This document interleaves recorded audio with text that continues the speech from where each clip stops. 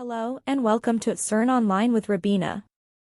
In this video, we'll be discussing Johnny Depp's love for literature and his involvement in book adaptations.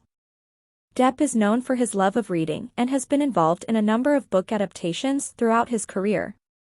Perhaps his most famous literary role was as the eccentric writer Hunter S. Thompson in the film adaptation of Fear and Loathing in Las Vegas.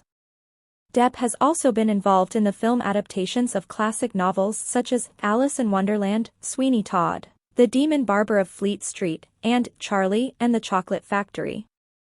He even produced and starred in the film adaptation of the Hunter S. Thompson book, The Rum Diary.